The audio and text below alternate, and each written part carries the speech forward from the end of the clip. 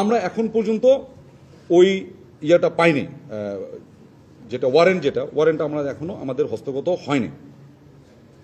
কিন্তু বাংলাদেশ সেনাবাহিনী সংবিধান স্বীকৃত বাংলাদেশের সকল আইনের প্রতি শ্রদ্ধাশীল।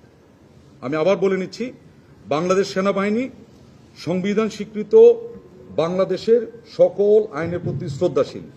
সেই প্রেক্ষিতেই আমরা 8 তারিখেই মানে বুধবার 8 তারিখেই আমরা যেটা করেছি, এই যে অফিসারদের নাম আসছে এর ভিতরে কেউ আছে অবসরপ্রাপ্ত, কেউ আছে এলপিআর মানে হচ্ছে লিভ প্রায়র রিটায়ারমেন্ট, মানে পিআরএল যেটা অনেকে বলেন, আর অনেকে আছেন অ্যাক্টিভ সার্ভিসে।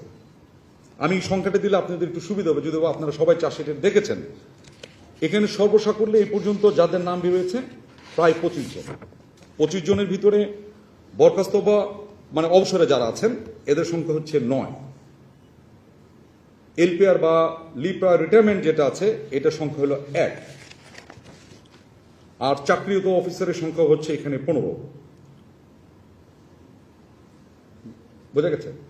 এখন যারা অবসরে চলে গেছেন, এলপিআর না, যারা অবসরে চলে গেছেন তার প্রতি যদিও বা আমাদের সেনা আইন তার উপরে ওইভাবে খাটে না।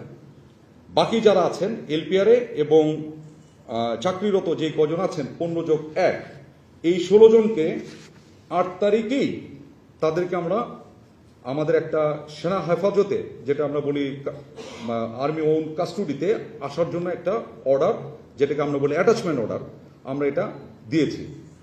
এবং খুব স্বাভাবিকভাবে একটু খেয়াল করে দেখেন, যে কোনো সরকারি বা ইভেন বেসামরিক মানে অন্য কোনো প্রতিষ্ঠানও হইতে পারে, তাকে এক জায়গা থেকে যদি আর এক জায়গায় বদলিও করেন তাকে একটা সময় দেওয়া হয়, তাকে জার্নি করার জন্য একটা সময় দেওয়া হয় যেটাকে বলা হয় জার্নি টাইম, যোগদান করার জন্য একটা সময় দেওয়া হয় যেটাকে বলা হয় যোগদানের জন্য জয়নিং টাইম। আছে না? এটা কিন্তু আমাদের প্রচলিত। ঠিক সেরকমও তাদেরকে 8 তারিখে বলা হয়েছে, অ্যান্ড এটা ঘটেছে বিকাল অথবা সন্ধ্যার কাছাকাছি সময়, এবং তাদেরকে বলা হয়েছে 9 তারিখের ভিতরে তোমরা সেনা হেফাজত ঢাকা ক্যান্টনমেন্টের একটা আমরা বলে দিয়েছি এই জায়গাতে তাদেরকে অ্যাটাচ করার জন্য, এমএনকিউ অ্যাটাচ মানে সংযুক্ত হওয়ার জন্য।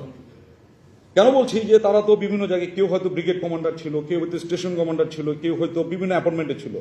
এইটা তাকে ইমিডিয়েটলি ওই অ্যাপয়েন্টমেন্ট বা নিযুক্তিটাকে রিলিজ করে আমাদের সেনা হেফাজতে আমাদের একটা আছে মানে মুভ অ্যান্ড কোয়ার্টারিং বলি, এমএনকিউ, এইটার আন্ডারে চলে আসার জন্য 9 তারিখে ভিতরে তাদেরকে আসতে বলা হয়েছে।